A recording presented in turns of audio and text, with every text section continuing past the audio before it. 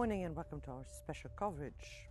As tensions in the Middle East are rising after the latest round of talks in Islamabad ended without a breakthrough, even as both sides say communication channels remain open. The crisis around the Strait of Hormuz is intensifying after Washington imposed a naval blockade on Iranian ports following threats in shipping in the vital waterway. Meanwhile, diplomatic efforts are unfolding elsewhere in the region. The United States is hosting direct talks between Israel and Lebanon, and Marco Rubio expected to take part. With global energy markets on edge and regional actors closely watching the next moves from Washington and Tehran, the key question now is whether diplomacy can regain momentum or whether the region is edging closer to a broader confrontation. Stay with us as we continue to follow the latest developments.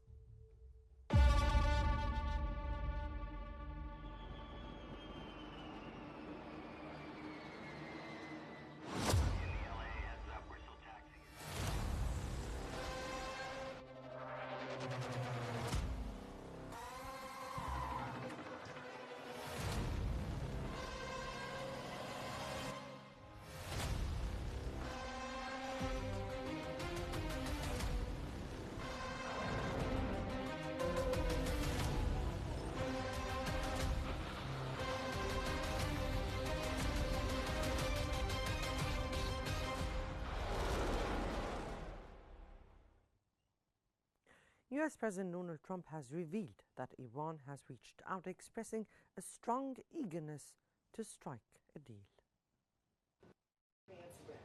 Well, he's done a good job, and Steve and Jared, they've all done a very good job. And I can tell you that we've been called by the other side. They'd like to make a deal very badly, very badly. US Vice President J.D. Vance has said that Washington is demanding the full reopening of the Strait of Hormuz, accusing Iran of attempting to shift terms during negotiations.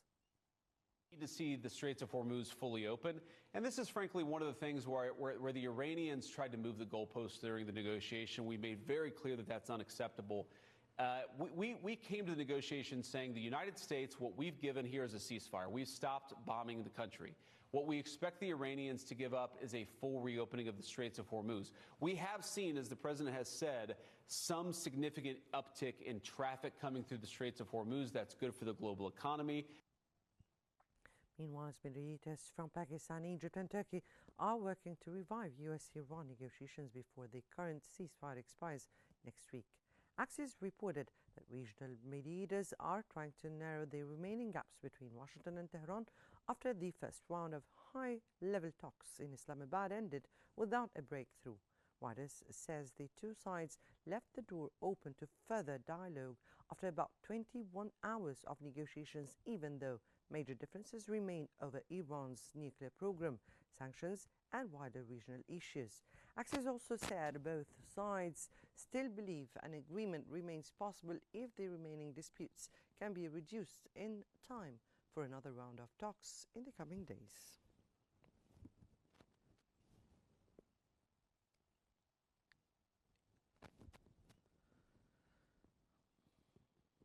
Right, to help us unpack the latest developments, we're joined from Cairo by Mr. Mu'taz Ahmadi Khalil, former permanent representative of Egypt to the United Nations in New York.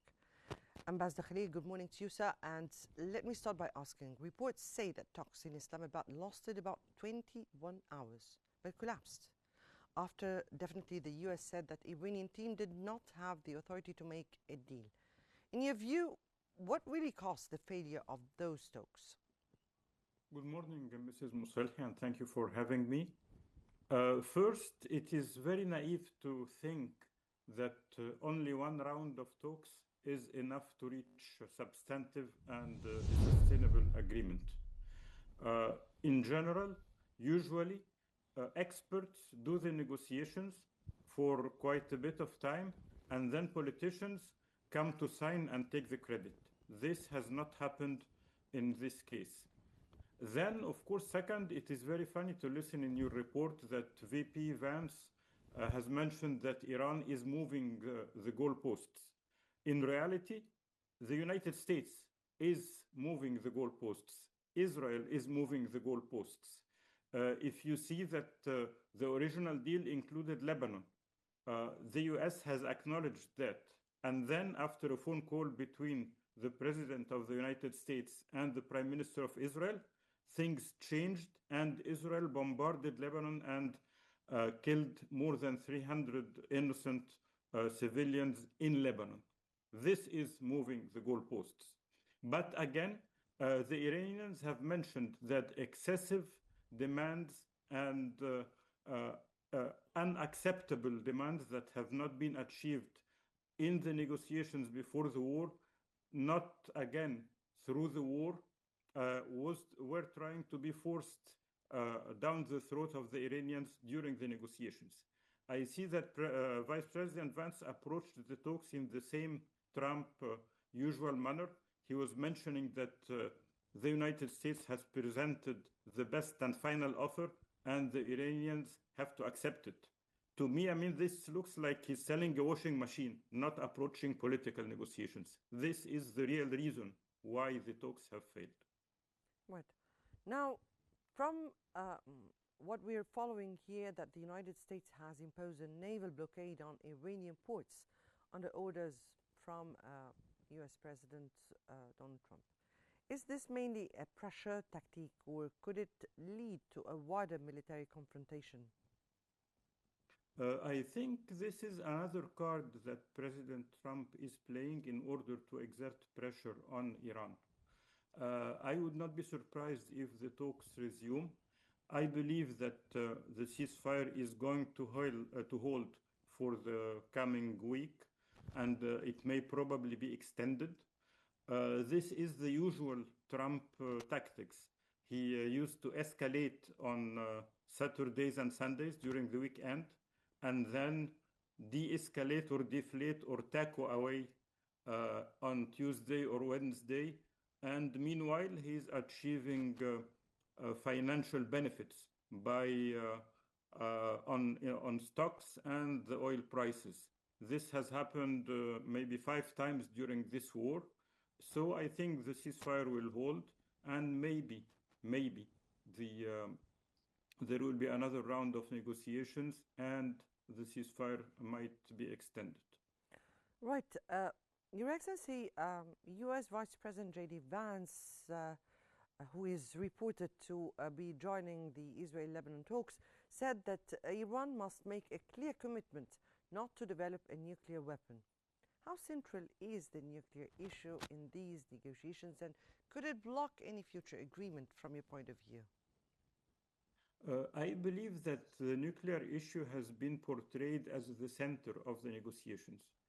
But in reality, Mrs. Moselhi, the whole thing is about regime change. This is 47 years in the endeavor. It is very obvious from the different statements by President Trump and the different American politicians.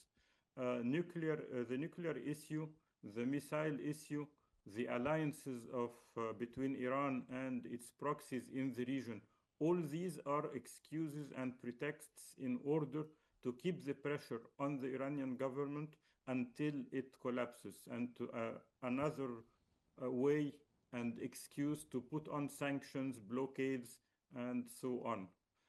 What we have seen so far is that the nuclear issue is resolved because there is an over 30 years old fatwa by Imam Khomeini that prohibits acquiring nuclear weapon. If we talk about the highly enriched uranium, Iran has agreed before to keep the level of enrichment under 4%. What led it to go beyond that was that the United States, under President Trump during his first tenure, has withdrawn from the Joint Comprehensive Plan of Action. Third, the highly enriched uranium is unaccounted for. It is probably buried under the rubble that followed the bombardment of the nuclear facilities in last June during Operation Midnight Hammer. So all this is nonsensical. These are only excuses to keep the pressure on the Iranian regime in order to hopefully, from the point of view of the United States and the West and Israel and maybe some countries in the region, to try to force the regime out and help or encourage internal dissension. Now, Ambassador Khalil, Tehran has threatened severe action against approaching military vessels. What mechanisms exist to prevent miscalculation in such a tense maritime environment? I think that the dialogue between the United States and Iran has not stopped. It is undergoing as we speak through the proxies, through Pakistan, through Turkey, probably through Egypt as well, and maybe other mediators. And the rhetoric is understandable from both sides. Both sides are threatening of dire consequences, but I think both sides need at least to keep the ceasefire until something major happens. And if the dialogue is ongoing, if there is another round of talks, if the ceasefire is extended, there is no interest from the United States point of view or the Iranian point of view to escalate right now. But of course, if the United States starts bombarding the infrastructure in Iran or oil production facilities, or on the other side, Iran strikes back at the Gulf countries or the American military bases in the Gulf countries, or the American naval assets in the coasts in front of Iran, that might cause escalation, but I doubt that this will happen within the coming couple of weeks. Right, we're now joined from Islamabad by Ambassador Asif Durrani, former ambassador of Pakistan to Iran. And Mr. Durrani, news just erupted that Pakistan or Islamabad would host another round of talks, and that the United States and Iran agreed to those talks. What do you have on those developments that were just reported a few minutes ago? Well, I think that's natural, because the first round one should not have expected would yield much results, but at least it set the tone, it set the stage for the talks. And you have seen Vice President J.D. Vance's statement when although he talked about the failure of the talks, still he talked about the substantive nature of the talks that held. And then from the Iranian side, you heard Foreign Minister Arakshi that they were very near to an agreement. And then the Iranian Foreign Office spokesperson who also talked about the issues which the two sides had almost agreed. But here, I think I tend to agree with the idea that basic agenda of the talks from the American side is dictated by Israel, and which is why that these stalemate continue. And one important thing which needs to be understood is that on nuclear issue, which Vice President J.D. Vance in fact projected, actually has been resolved in the JCPOA, about 3.67% enrichment of uranium, and more importantly, Iran's declaration that it will not pursue the nuclear weapons route. And more importantly, since Israel is dictating the agenda, Israel itself is an undeclared nuclear weapon state.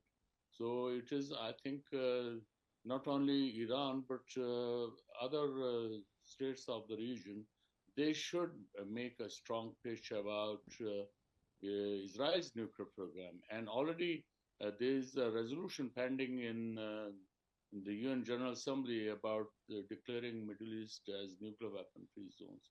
So it is a cherry picking on the part of the United States. And that's not going to sell, because ultimately the states of the region, they would ultimately come around to the idea that it can't be a one-way traffic, and they'll have to accommodate the issues which are being faced by the countries. And for that, and then in the current war, you have seen that the United States image of the sole superpower has also shattered, and so is Israel's invincibility that it built through the Iron Dome, but that was penetrated by Iran. So therefore, I think Iran enjoys a strategic advantage, which the United States and Israel don't enjoy. Yes. Right. One of the sticking points also was the Strait of Hormuz. And that was one talk that has hindered the ongoing negotiations. Now, how serious is the escalation, the existing escalation, and how do you think it would reflect on the upcoming talks? Well, the Strait of Hormuz turned out to be a strategic advantage to Iran during the war. Earlier, you have seen that it was never blocked, it was never used by Iran for any purposes, even during Iran-Iraq war. So, and then as soon as these issues are resolved, especially with regard to Iran's nuclear program, which Iran agrees, and it is to be the United States which has to agree and which has to remove sanctions against Iran. You can't be selective by saying that Iran should be accepting everything, and in return Iran would get nothing. That's not going to happen, and I think the world should also take notice of this. Yes. Right. Pakistan has offered to host another round of talks, and it seems like both sides have agreed, or this is what reports have said. How do you view Pakistan's role in helping bringing both sides back to the negotiating table together and in resolving these sticking points? I think it's because Pakistan enjoys the trust of both parties. So we have very good relations with the United States, and of course we have very good relations with Iran. And Iran is our next door neighbor, and it is also more. It has to do with Iran, which reposes trust in Pakistan, and I think that also then makes Pakistan a better candidate to be a mediator. And therefore, when we had the first round, I think there's no harm in having the second round in Pakistan, and hopefully that would lead the parties to an amicable solution. Yes. Right. Back to you, Ambassador Khalil. Ambassador Khalil, the United States is said to facilitate direct talks between Israel and Lebanon. And so far, it was said that Marco Rubio would attend or would take part in those meetings. How important are those negotiations for reducing tensions in Lebanon? In theory, talks are important to reduce tensions, but again, the two sides are very far apart. Israel is looking for the disarmament of Hezbollah and a peace agreement with Lebanon that would guarantee the presence of Israel in a security zone deep inside the Lebanese border, plus the freedom of movement of the Israeli army in the whole area south of the Litani River, and the monitoring by Israel of the efforts of the Lebanese army to disarm Hezbollah. These are the 3 points of a plan that has been developed by Ron Dermer, the former Israeli Minister for Strategic Affairs and the former right hand of the Prime Minister of Israel regarding the talks.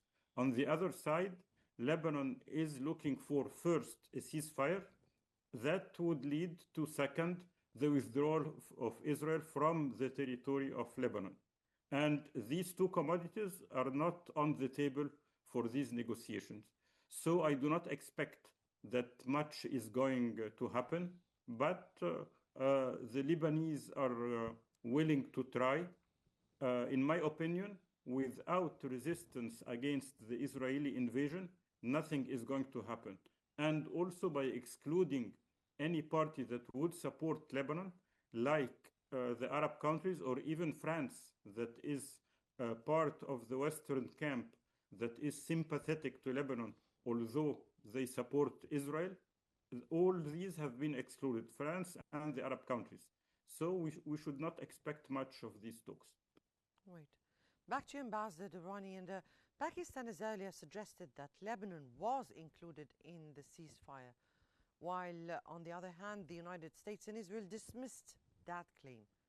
How do you think the outcome of today's the Israeli-Lebanese negotiations would reflect on the upcoming negotiations between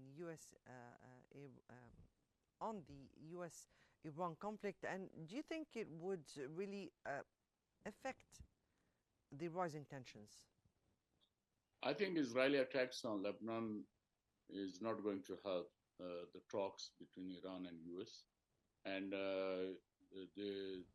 yes, our Prime Minister had very specifically said that U.S. had agreed for the ceasefire, overall ceasefire, that included Lebanon.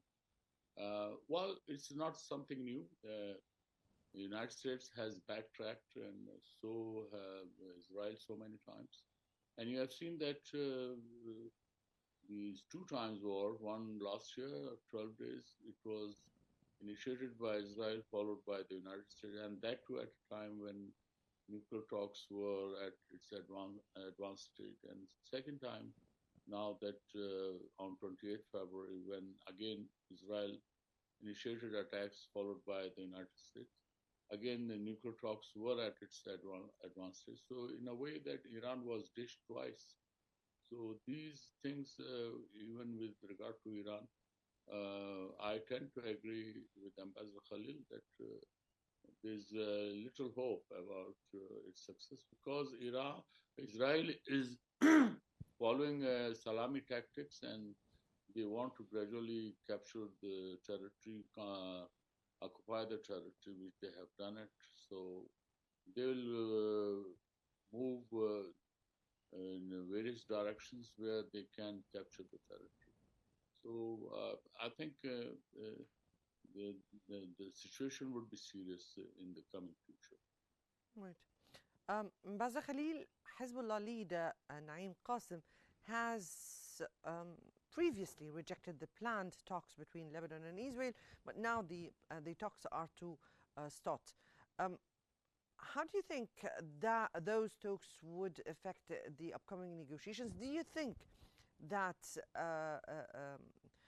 they have engaged in the talks because of the news that came out that Iran will be engaging in new round of talks with the United States? And how do you think those 2 issues reflect on each other? Well, first, this offer of talking directly to Israel was presented by President Joseph Aoun of Lebanon more than 2 weeks ago. Israel had not responded until this news about the talks that took place in Islamabad broke out, and President Trump called Benjamin Netanyahu in order to convince him to stop firing at Lebanon. So the compromise was that there will be no ceasefire in Lebanon, but Israel would agree to the offer by the Lebanese to have direct talks. That was one. And also there was an agreement to stop bombarding Beirut and leaving Israel to keep bombarding the South Lebanon. So there is an impact, but again, I think that the 2 issues are being separated because Israel and the United States want that. Iran does not want, but Iran has little choice, and they keep putting pressure, but the issues are more separate than joined at this stage. Ambassador Durrani, now that Pakistan is hosting another round of talks, hopefully, how do you think it would be dealing with the sticking points or the points that hindered a deal, the previous round? I think we shouldn't forget that United States could not achieve its objectives through military means. So these talks are a face-saving device for the United States. So while it may keep the pressure on Iran and it may indulge in maximalist positions it can display, but it also needs an off ramp. And I think after dilly dallying, the United States and Iran would come around to some agreement. However, it's a big however, that there's a likelihood of talks being sabotaged by Israel. Yes. Yes, but let me here understand exactly the sticking points in the previous round of negotiations, so we understand exactly what will be coming in this upcoming stage. Sorry, you come again? Sorry. Again. So we need to understand, or if you please further illustrate on the sticking points in the previous rounds of talks, so we can understand what are we supposed to be expecting at this upcoming stage. I think number one is nuclear, to which by and large there is agreement, because this agreement had to be from the Iranian side, and Iran has declared it is not pursuing the nuclear weapons route. However, now the new conditions which United States wants to impose is that Iran has to forego anything nuclear with regard to having any